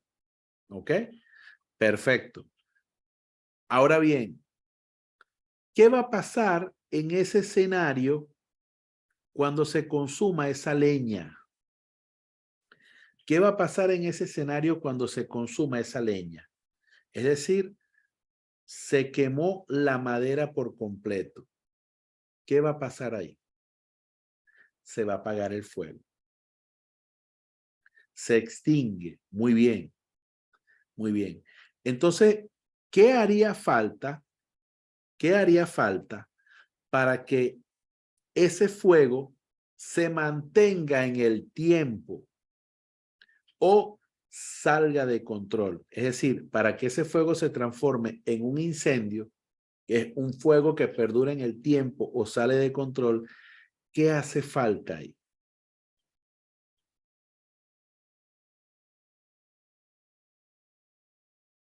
La reacción química en cadena. Correcto.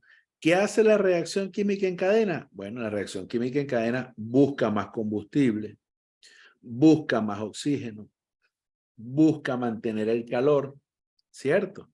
Ese es el papel de la reacción química en cadena. ¿Ok? Entonces, ya estamos claros gráficamente de lo que es un fuego, donde ahí está el triángulo del fuego, 3 elementos, y estamos claros con el tetraedro del fuego, donde se involucra un cuarto elemento, que es la reacción química en cadena. Muy bien. Ahora, vamos a visualizar esto de otra manera. ¿Cuál creen ustedes que sería la forma más rápida de extinguir un incendio? Cuando tenemos la figura del tetraedro del fuego. ¿Cuál creen ustedes que es la manera más rápida de extinguir un incendio o un fuego, pero cuando tenemos el tetraedro del fuego? ¿Cuál creen ustedes que es la manera más efectiva? ¿Cuál se le ocurre?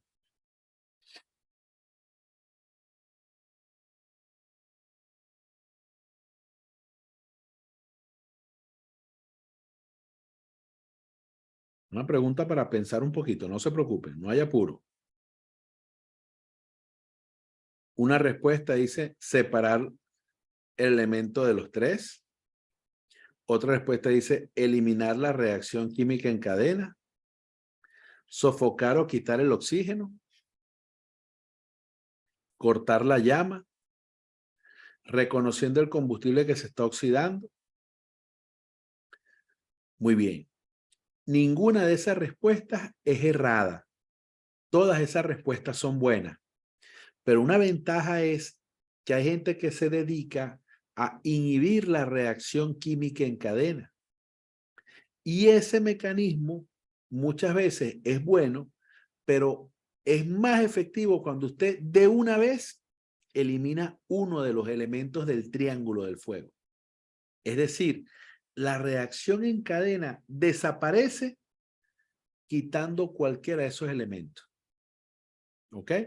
Es decir, hay un mecanismo de extinción donde hay un polvo químico seco que inhibe la reacción química en cadena. Entonces, un polvo químico que afecta la reacción química. Pero es más efectivo todavía cuando yo me voy directamente contra uno de los elementos del triángulo del fuego. Es decir, que eliminando un elemento del triángulo del fuego, ya yo controlo la situación. Si yo me voy con la reacción química en cadena, yo disminuí la intensidad del evento, pero sigo teniendo el fuego. ¿Ok? Cuando yo busco atacar directamente un elemento del triángulo del fuego, ya desaparece automáticamente la reacción química en cadena. Quiero saber si esto me di a entender bien, por favor, para que eso lo tengamos claro. Si estamos claros en esto que dije, pongan puntito. Si hay una duda, pongan una X y yo lo repito de nuevo sin ningún problema.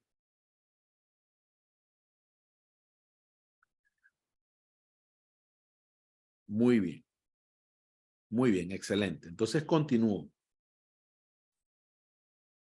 Fíjense. Cuando nosotros tenemos oxígeno, calor, combustible, nosotros tenemos fuego, ¿cierto? Pero con quitar el calor, ya yo controlo todo. Con quitar el oxígeno, yo controlo todo. Con quitar el combustible, ya yo controlo todo. Es decir, a pesar de que todos estén presentes, con yo quitar uno solo de los elementos, automáticamente ya nosotros controlamos la situación. ¿Ok? Por acá me colocó un comentario y dice, es claro, los bomberos iluminamos el calor con el agua. Para iluminar debe ser eliminar. ¿Ok? A lo mejor lo colocó de manera errada. Es claro, los bomberos eliminamos el calor con el agua. Así es. Para eliminar la reacción química en cadena, pero también automáticamente se elimina el calor. ¿Ok? Perfecto. Entonces, cuando nosotros aplicamos agua, nosotros estamos bajando la temperatura. ¿Ok? Y ese descenso de la temperatura inmediatamente elimina la reacción química en cadena. ¿Ok? Independientemente cuál sea el estado de los combustibles, ya sea por gases, por vapores, por líquidos, por sólidos, en lo que usted separa el combustible o coloca una llave de tranca o una llave de paso o algo por el estilo, ese incendio que estaba en grandes proporciones se reduce drásticamente. ¿Ok? Muy bien. Ahora, una pregunta importante. ¿Por qué nosotros comenzamos a ver aquí a la NFPA? Ah, ¿qué hizo la NFPA? La NFPA dijo, a mí me interesa conocer cuáles son los diferentes combustibles que están participando aquí. Yo quiero saber qué elemento es este que se está quemando. Yo quiero saber si es una leña, yo quiero saber si es gas, yo quiero saber cuál es el combustible que se está quemando. A mí me interesa saber qué es lo que me está generando esa situación, si es vegetación, si es un tendido eléctrico, si es un edificio, si son colchones, si son telas. Yo quiero saber cuáles son los elementos que están ahí participando en ese triángulo del fuego o en ese tetraedro del fuego. Entonces, ¿qué hizo la NFPA? Dijo, bueno, el oxígeno es el mismo. No podemos hacer diferenciaciones de oxígeno. El calor es el mismo. Calor va a generar calor, sea de origen químico, sea de origen eléctrico, sea de origen de llama directa, sea por X. ¿Dónde está la diferencia? en el combustible. Entonces, ¿qué hizo la NFPA? La NFPA clasificó los tipos de combustible y dijo, los fuegos tendrán clases según las características de sus combustibles. Entonces, hasta ahora hay 5 tipos de fuego según la clasificación de la National Fire Protection Association. Fuego A, fuego B, fuego C, fuego D y fuego K. El A tiene un pictograma, así como se ve en color verde. El B tiene un pictograma, así como se ve, pero el color real es rojo. Pasa que aquí lo veo más rosado. No sé si es que me estoy poniendo viejo, pero aquí lo veo más rosado. Es para que todos estemos alineados. El C es de color azul. El D es el triángulo de color amarillo y el K viene de color púrpura. Aquí lo vemos negro. Eso lo vamos a ir corrigiendo más adelante en las prácticas para que vayamos focalizando los diferentes colores según los diferentes países también. ¿Ok? Muy bien. Entonces, de esa misma manera, nosotros tenemos que ir viendo que ¿cuál será la diferencia entre un fuego A y un fuego B? Lo que se está quemando en el fuego A es distinto a lo que se está quemando en el fuego B. ¿Ok? Lo que se está quemando en el fuego B es distinto a lo que se está quemando en el fuego C. Y así sucesivamente. Entonces, para mañana, óigase bien, aquí tenemos la primera tarea. Para mañana, los participantes que quieran tener un bono de prórroga de tiempo en el que van a presentar el examen, es decir, ustedes saben que tienen para presentar el examen de viernes a lunes. Los que quieran tener más tiempo, mañana hacen un video sobre cualquier tema del curso, pero pueden hacerlo, por ejemplo, describiendo qué productos son los que se quemarían ante un fuego tipo A. ¿Qué productos son los que se queman ante un fuego tipo B? ¿Qué productos son los que se queman en un fuego tipo C? ¿Qué productos son los que se queman en un fuego tipo D? ¿Y qué productos son los que se queman en un fuego tipo K? Esto es para ir fortaleciendo lo que viene mañana, ¿ok? Ya por supuesto nosotros tenemos que ir entrando más en temas de prevención, entrando más en temas de qué hago con esta información que estoy manejando y por supuesto entender que hay un proceso de aprendizaje. ¿Qué hago yo con esta información? ¿Por qué a mí me interesa que la gente maneje esto? Porque usted va a ser un agente multiplicador. Usted va a decir, bueno, en el fuego de origen A, lo que se quema es desechos o combustibles ordinarios, papel, telas, madera, ¿ok? Todos esos productos que generan gran cantidad de ceniza, carbón, ¿ok? En el fuego tipo B, nosotros tenemos entonces todos esos fuegos que son de origen derivados del hidrocarburo, pinturas, aceites, gasolina, todos esos productos que vienen derivados del petróleo, los aromáticos, ¿ok? Todos esos productos vienen como solventes, thinner, esos son de fuego tipo B, ¿ok? Y también nosotros tenemos el fuego tipo C. El fuego tipo C son todos esos equipos que están energizados.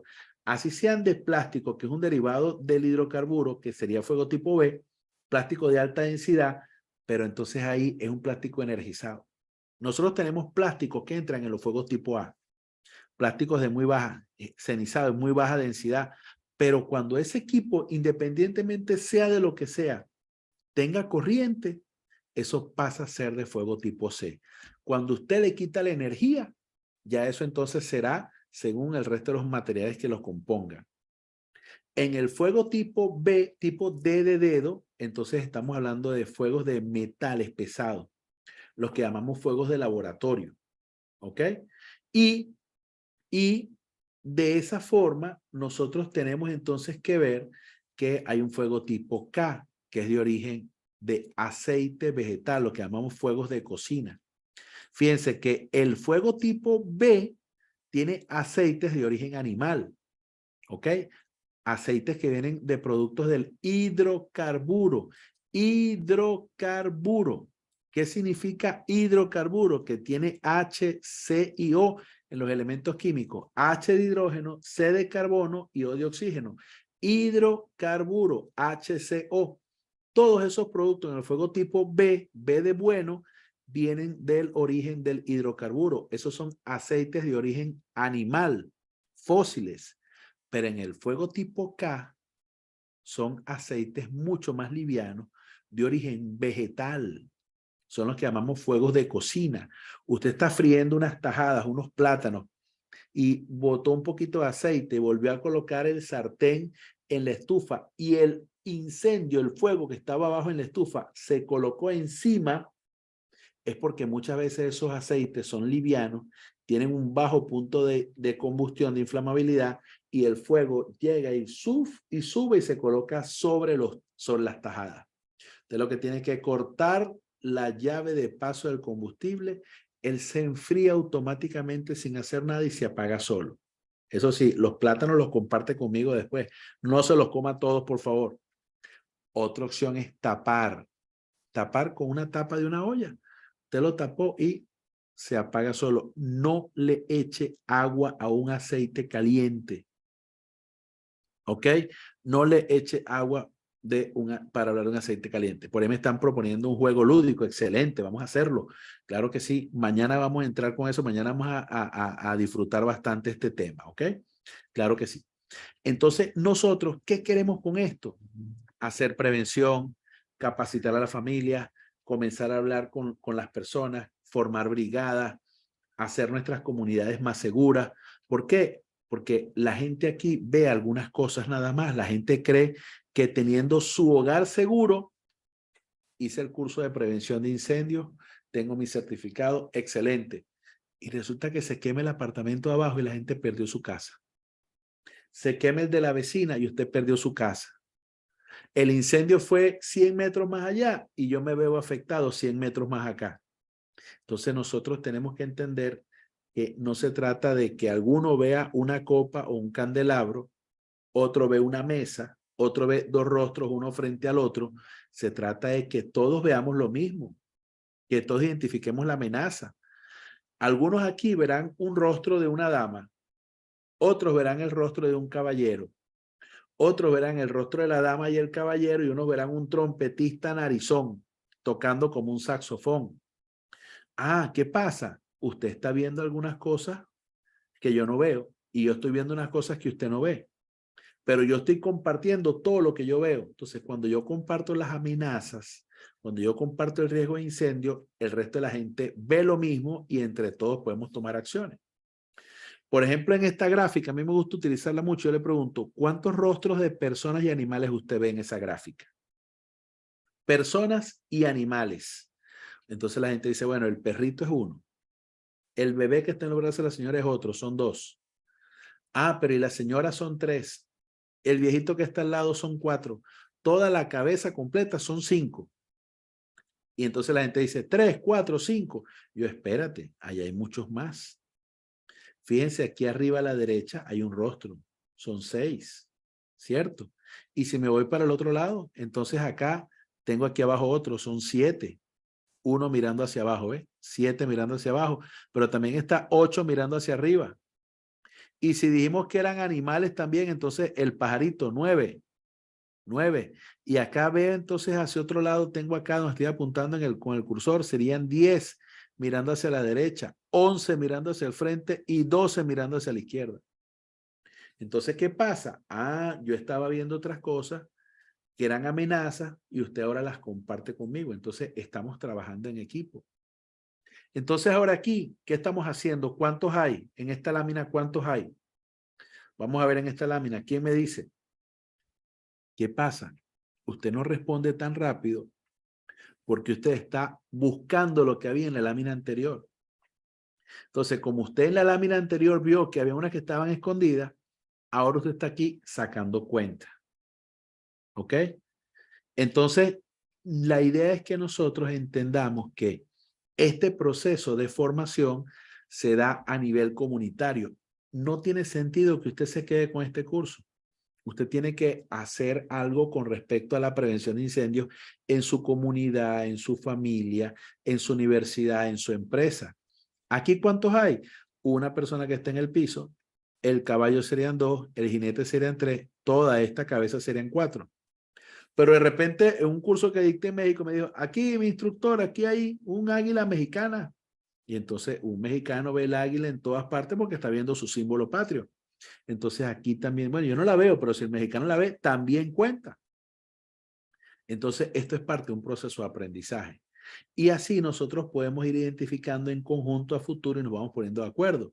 Un cantante acá, otro cantante acá, una cabeza, otra cabeza, la persona en la oreja y comenzamos a compartir lo que todos ven.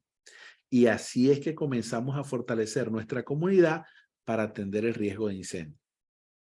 Algunas personas ven las cosas como niños, otras personas ven las cosas distintos.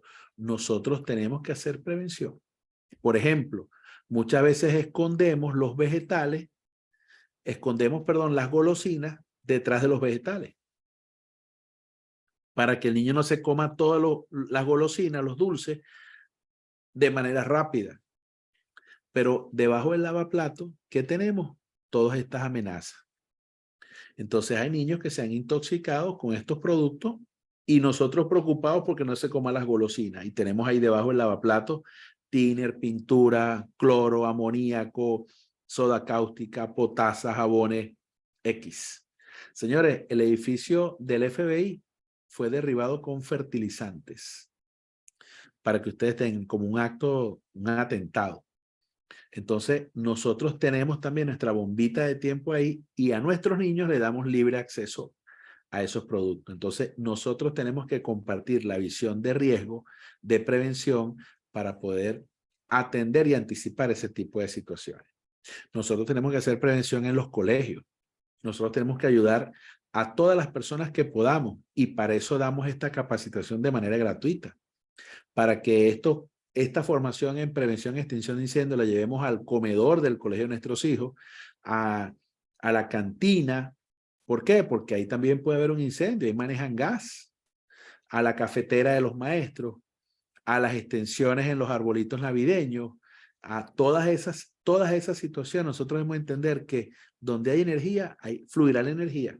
Y tenemos que formarnos en riesgo eléctrico para que llevemos esto, pero a la empresa, para que esa empresa no se vea afectada. ¿Por qué? Porque nosotros también dependemos de los ingresos que por medio de la empresa llegan a nuestra casa. Entonces, hacer prevención de incendio es rentable en el colegio, en la empresa, en la comunidad. Eso nos brinda seguridad. Pero cuando usted lo maneja todo aislado, nada de eso tiene feliz término. Cuando usted comienza a ver esto, preocúpese. Cuando usted ve esto en la oficina, en el trabajo, en la comunidad, en el edificio, cuando usted comienza a ver todo este tipo de situaciones, es solamente cuestión de tiempo para que se dé un incendio. Y usted tiene que hacer mucha prevención. ¿Por qué? Porque siempre decimos, no, el origen del fuego fue eléctrico. Ah, sí, pero espérate, ¿y qué hice yo para advertir eso? ¿Qué hice yo para advertir ese tipo de situaciones? Cada una de estas imágenes son una amenaza, una advertencia a los peligros, al riesgo de incendio que puede darse y situaciones donde inclusive hay gran cantidad de polvo, donde no hay acceso a los breakers para cortar la energía, donde vemos que los cables son maltratados, donde tenemos alfombras encima de los cables, donde tenemos cables o conductores enrollados que no se pueden identificar. Todo ese tipo de situaciones son críticas, donde tenemos, por ejemplo, material que obstruye la vía para poder alcanzar un panel, o donde peor, el panel fue colocado encima de la maquinaria que podía incendiarse. O sea, cuando nosotros vemos este tipo de situaciones, estas tan comunes, nosotros decimos, es cuestión de tiempo para que se presente un incendio. Deje de comprar extensiones que tienen solamente 2 patas. Habilite el conector puesta a tierra. Compre extensiones con fusibles, regletas con fusibles. Usted juega un papel importante. Si usted no toma acciones, usted verá cómo se quema el arbolito, cómo se quema el centro comercial, cómo se quema X cosas, pero usted no tomó las acciones necesarias. Ya en aras del tiempo voy a dejar la formación hasta aquí. Mañana vemos estos videos y vamos a compartir mayor información. Entonces, Quienes tengan ofrecimiento, vamos a sumarlos, vamos a sumarlo, todos esos aportes que ustedes tengan para este tipo de situaciones de prevención de incendio, pues es ahora que nos quedan oportunidad, vamos a interactuar, tenemos que prevenir el fuego se fortalece muchísimo con la ventilación, y aquí podemos ver como un torbellino de fuego es generado de manera práctica, de manera de laboratorio, para documentar. Pero presten atención a esto, ¿eh? La gasolina está abajo. La gasolina está abajo. ¿Qué es lo que está incendiado ahí? ¿Qué es lo que está incendiado ahí? ¿Qué es lo que se va elevando? ¿Qué es lo que vemos? ¿Dónde está el verdadero fuego? No está en la gasolina. ¿Está en dónde? En los vapores. Entonces, con esta imagen, despido el curso y tenga presente que el fuego no está exactamente en el líquido. Del líquido se generan los vapores, y esos vapores que van ascendiendo se van quemando, van interactuando con el oxígeno del aire. Entonces, ojo con la ventilación. En caso de un incendio, tenemos que cortar aires acondicionados, hacer desalojos, cortar energía eléctrica, pero rápidamente abandonar el área, que es lo más importante. No les quito más tiempo y dejo este video de reflexión que es muy importante en todos los escenarios. Vamos a ver si corre, si no lo vemos mañana sin ningún problema, porque ya nos toca cerrar la capacitación. Estimados, muchísimas gracias a todos. Nos vemos mañana a la misma hora, ¿ok? Y bendiciones para todos, ¿ok? Así que nada, éxitos y lo mejor de lo mejor. Quienes tengan aportes, por favor me escriben después del curso para sumarlos y a ver cómo vamos a interactuar, porque todos esos aportes son bienvenidos. Un gran abrazo para todos y que tengan una excelente noche, una excelente tarde, un excelente día. Bendiciones para todos.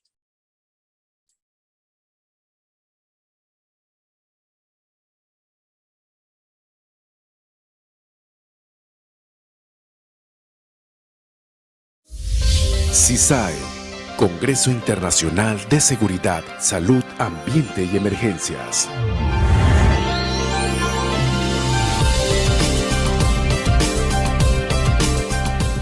Un encuentro de gente buena y profesional, donde se promueven acciones preventivas y temas de gran interés referentes a gestión de riesgos laborales, seguridad integral, liderazgo, innovación, proactividad, conservación ambiental, atención de emergencias, desastres y mucho más. El CISAE es caracterizado por la calidad de sus expositores, especialistas y líderes en distintas áreas con información vanguardista. En el CISAE se desarrollan y transfieren conocimientos que aportan a la cultura de seguridad, prevención y resiliencia, siempre acorde a estándares y leyes nacionales e internacionales. Bienvenida, gente buena. Bienvenidos al CISAE.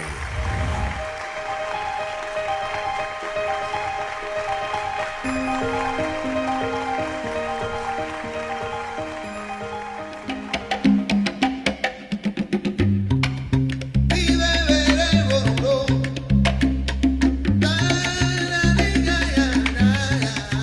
Patria es una palabra muy grande. Para algunos solo 6 letras, para otros toda la vida. Como dice la canción, la patria es la unión de tantas cosas buenas. Me preguntaba chiquillo por el significado de la palabra patria. Panamá ha sido nuestra patria. Es un suelo bendito donde nacieron mis hijas, Mariana y Manuela. Es un sitio que nos ha brindado hogar. El hogar que tanto anhelamos, el hogar que tanto queremos. Panamá es nuestra patria.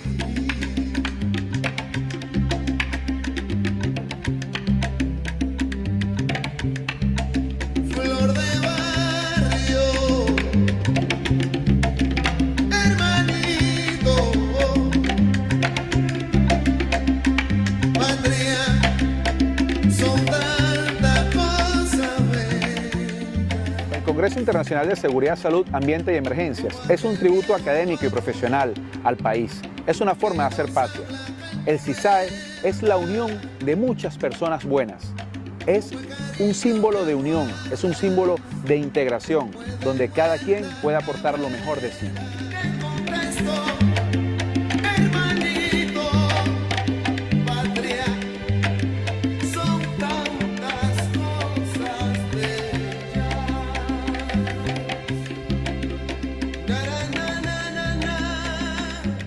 Gracias, Panamá. Gracias, gente buena. Gracias a cada persona, a cada organización que ha confiado en nosotros. Gracias a todas aquellas personas que de forma directa o indirecta han creído en nosotros, han confiado en el CISAE. Gracias, Panamá. Gracias, patria. Gracias, gente buena.